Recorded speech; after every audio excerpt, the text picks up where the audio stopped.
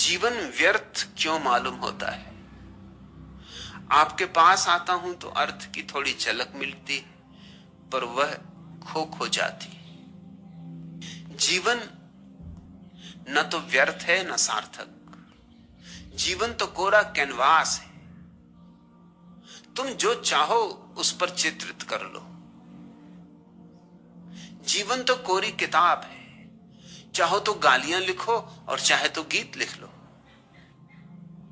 जीवन अपने आप में कुछ भी नहीं है। जीवन कोरा अवसर है। और अधिक लोग इस भ्रांति में जीते हैं कि जीवन में कोई अर्थ है। मिल क्यों नहीं रहा? जीवन में अर्थ होता नहीं, डालना होता है। जितना डालोगे उतना मिलेगा, उससे ज्यादा नहीं। बांसुरी रखी है और तुम बैठे उसके सामने और कहते हो कि बांसुरी तो है, लेकिन इसमें स्वर क्यों नहीं? बांसुरी में स्वर होते नहीं, जन्माने होते, जगाने होते, डालने होते, उमगाने होते। रखो ओंठ पर और बजाओ इसे और अपूर्व संगीत पैदा होगा। जीवन में कोई रेडीमेड अर्थ नहीं है कि चले रेडीमेड की दुकान और तैयार कपड़े पहन के लौट आए। जीवन तो सिर्फ एक खुला अवसर है, जो चाहो वही बन जाएगा। इसलिए बुद्ध इसी में निर्वाण बना लेते, हिटलर जैसे लोग इसी में महानरक बना लेते। इसी में कोई तुम्हारे पास बैठा स्वर्ग में जीता है और तुम नरक में जीते हो। जीवन परम स्वतंत्रता है। जीवन सृजन है। तुम पूछते हो जीवन में व्यर्थ क्यों मालूम होता है? क्योंकि तुमने अर्थ डाला नहीं होगा। बगिया खाली क्यों मालूम होती? तुमने बीज बोए ना होंगे। फूल क्यों नहीं आते? बीज भी बोए होंगे तो पानी ना सींचा होगा।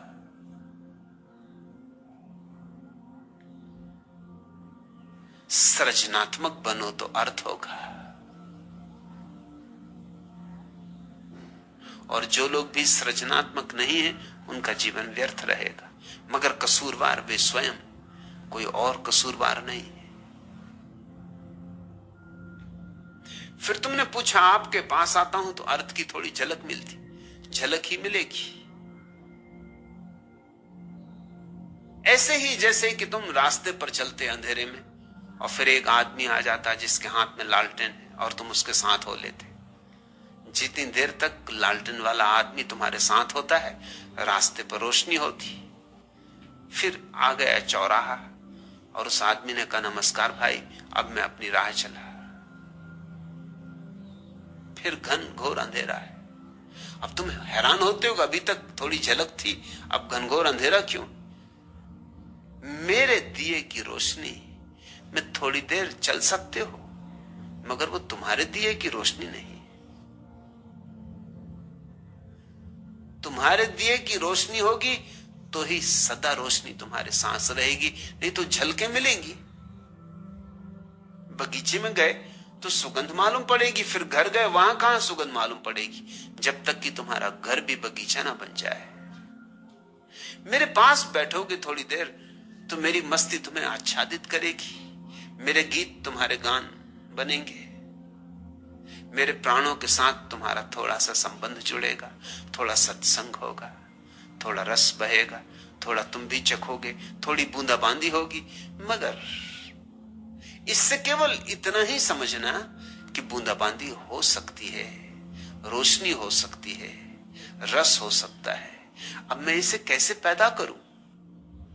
अगर मैं पैदा कर सकता हूं तो तुम भी पैदा कर सकते हो। मैं तुमसे जरा भी भिन्न नहीं हूं, तुम मुझसे जरा भी भिन्न नहीं हो। जो मेरे भीतर संभव है वो तुम्हारे भीतर संभव है। इसलिए मैं इन धारणाओं के बहुत विपरीत हूं। हिंदू कहते हैं कि राम अवतार हैं, ऊपर से आए। अवतार का मतलब ही होता उतरे, अवतरित हुए। मैं इस बात के पक्ष में नहीं, क्यों अगर राम अवतार है और उनमें अगर सुगंध है तो हमारे किस काम की? वो तो अवतार है, आकाश से आए हैं, ठीक है। हम तो आकाश से आए नहीं, हम तो जमीन से ही उगे। कृष्ण अवतार है। नहीं, अवतार की धारणा मुझे पसंद नहीं। मुझे तो जैनों के तीर्थंकर की धारणा ज्यादा पसंद है। तीर्थंकर का अर्थ होता है अवतार नहीं, हमारे बीच ही पैदा हुए, हम जैसे ही लोग, ठीक हम जैसे लोग, लेकिन फिर उनके जीवन में फूल खिले, उससे भरोसा बनता है। अगर तुम्हारे जैसे ही व्यक्ति के जीवन में फूल खिल सकते हैं, तुम्हारे ही जैसे मांस मज्जा का बना हुआ व्यक्ति, तुम्हारे ही पृथ्वी का अंग, तो तुम्हारे भीतर भी फूल खिल सकते हैं। तीर्थंकर का अर्थ है जो अपनी ही चेष्टा से तीर्थ बना, जो था ठीक तुम जैसा, लेकिन एक दिन कुछ उसके भीतर घटा कि वह रोशन हो उठा। महावीर, बुद्ध, पार्स, नेमी, ये तुम जैसे ही लोग हैं, अवतार नहीं। इनका अवतरण नहीं हुआ, ऊर्ध्व गमन हुआ है। ये आकाश की तरफ उठे, पैदा हुए थे जमीन से। तुम भी जमीन से पैदा हुए हो, तुम भी आकाश की तरफ उठ सकते हो।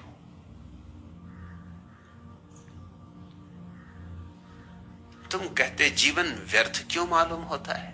क्योंकि तुमने व्यर्थता के बीज बोए होंगे। लोग बीज ही व्यर्थता के बो रहे हैं। कोई धन कमा रहा है, अब धन से कहीं जीवन सार्थक हुआ है? सुविधापूर्ण हो जाएगा, सार्थक नहीं हो सकता। सुविधा सार्थकता नहीं है। तुम अपने एयर कंडीशन कमरे में बैठे रहो, व्यर्थ हो तो व्यर्थ ही हो। एयर कंडीशनिंग सार्थकता नहीं दे सकती। कोई एयर कंडीशनिंग करने वाली कंपनी इसका दावा भी नहीं करती। हां, ताप नहीं होगा कमरे में, शीतलता होगी, मगर तुम तो तुम ही हो। अगर तुम्हारे भीतर गालियां ही घूमती हैं तो एयर कंडीशन क्या करेगा? और सुविधा से घूमेंगी, ठंडक पाके। धूप धाप में थोड़ी देर शायद भूल भी जाते होगे। तुम कितनी ही सुंदर व्यवस्था कर लो बाहर, लेकिन जब तक तुम्हारे भीतर गीत पैदा नहीं हो रहा है, बाहर की व्यवस्था क्या करेगी? और ख्याल रखना, फिर दोहरा दूं, मैं बाहर की व्यवस्था के विपरीत नहीं। बाहर तुम जो भी व्यवस्था करते हो ठीक है, लेकिन उतने पर रुक मत जाना। उतने से अर्थ पैदा नहीं होता। अर्थ के लिए कुछ और करना होगा। बाहर की व्यवस्था पैदा होती विज्ञान से, अर्थ भीतर की घटना है पैदा होता धर्म से।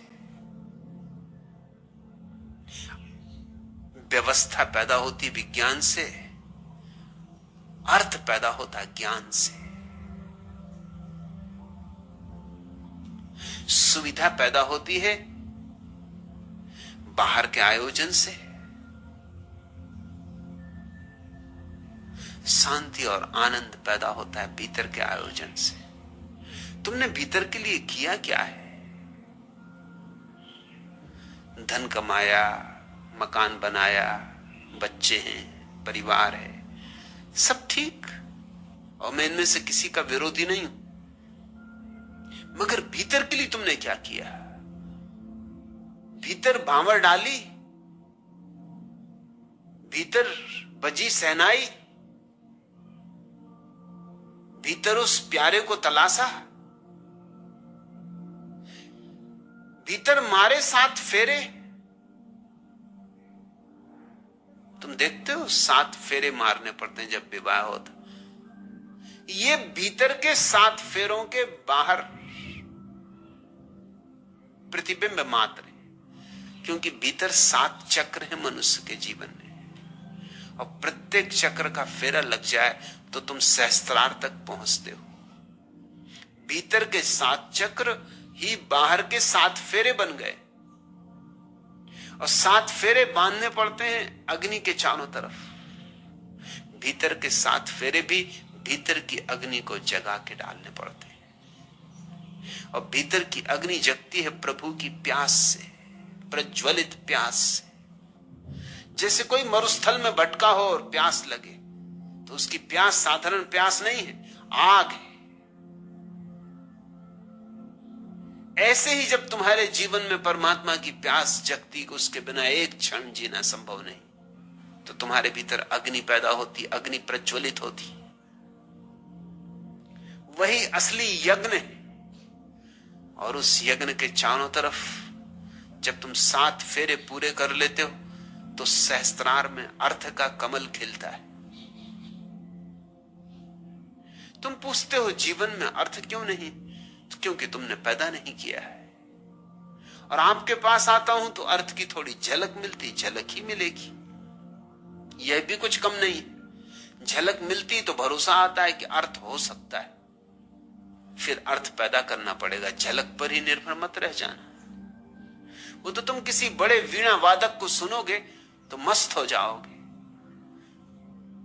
फिर घर जाके तुम ये मत सोच लेना कि तुम वीणा वादक हो गए। फिर वीणा वादन सीखना होगा। उस मस्ती ने तुम्हें एक याद दिला दी, सच। उस मस्ती ने तुमसे यह कहा कि वीणा से ऐसा चमत्कार हो सकता है। और वीणा तुम्हारे घर में भी रखी है, और तुम्हारे पास भी अंगुलियां हैं वैसी ही जैसे वीणा वादक के पास। लेकिन अंगुलियों और वीणा के तार में थोड़ा संबंध जोड़ने का अभ्यास करना होगा। वही अभ्यास साधना है। तू उठा तो उठ गई सारी सभा, सिर्फ मंदिर थरथराता रह गया। स्वप्न की डोली उठा आंसू चले, धूल फूलों की जवानी हो गई। शाम की स्याही बनी दिन की खुशी, देह की मीनार पानी हो गई। तू गया क्या हाय बेमौसम, यहां एक बादल डबडबाता रह गया। तू उठा तो उठ गई सारी सभा, सिर्फ मंदिर थरथराता रह गया। हाथ जब थामे खड़ा था पास तू, पांव पर मेरे झुका संसार था। हर नजर मेरे लिए बेचैन थी, हर कुसुम मेरे गले का हार था। तू नहीं तो कुछ खिलौने के लिए एक बचपन छटपटाता रह गया। तू उठा तो उठ गई सारी सभा, सिर्फ मंदिर थरथराता रह गया। प्यार दुनिया ने बहुत मुझको किया, पर लगन तुझसे लगी टूटी नहीं। लाल हीरे भी बहुत पहने मगर मूर्ति तेरी हाथ से छूटी नहीं। क्या कहूं हर आईने को किस लिए, शक्ल में तेरी दिखाता रह गया। तू उठा तो उठ गई सारी सभा, सिर्फ मंदिर थरथराता रह गया। कल विदा जो ले गया था घाट से, खिल गया है वह कमल फिर ताल में। नील से कल जो खिली थी, नीम से कल जो निबोरी थी छुटी, है लगी वह झूलने फिर डाल में। एक में ही जो यहां तुझसे बिछोड़, रोज आता रोज जाता रह गया। तू उठा तो उठ गई सारी सभा, सिर्फ मंदिर थरथराता रह गया। एक परमात्मा तुम्हारे भीतर हो तो मंदिर भरा हुआ है, और एक परमात्मा तुम्हारे भीतर ना हो तो कुछ भी नहीं है। सूनी अंधेरी रात है, अर्थहीन, पुष्पहीन, ज्योतिहीन। तमसो मां ज्योतिर्गमे। हे प्रभु, मुझे अंधकार से प्रकाश की ओर ले चल। अस्तो मां सद्गमे। हे प्रभु, मुझे असत से सत की ओर ले चल। मृत्योर्मा अमृत गमे। हे प्रभु, मुझे मृत्यु से अमृत की ओर ले चल। प्रभु के बिना मृत्यु हो तुम, प्रभु के बिना असत्य हो तुम, प्रभु के बिना अंधकार हो तुम। तू उठा तो उठ गई सारी सभा, सिर्फ मंदिर थरथराता रह गया। उसके बिना तो तुम केवल एक मंदिर हो कपते हुए, बिना देवता का मंदिर। अर्थ क्या उसमें? संगीत कहां उसमें? समारोह कहां उसमें? पुकारो मंदिर के देवता को। और ऐसा भी नहीं है कि मंदिर का देवता कहीं दूर है, पास से भी पास है। तुम भी अपने जितने पास हो उससे भी ज्यादा पास है। बस पुकारो। उसी पुकार का नाम प्रार्थना है। प्रार्थना तुम्हें जीवन में अर्थ देगी, और झलक ही नहीं, अनुभव देगी। और ऐसा अनुभव जो तुम्हारी संपदा बन जाए। सत्संग तो सिर्फ इसीलिए है ताकि भरोसा आ जाए। सत्संग तो इसीलिए है ताकि तुम्हारे भीतर तलाश शुरू हो जाए। सत्संग अंत नहीं है। सत्य हुए बिना अंत कैसे हो सकता है?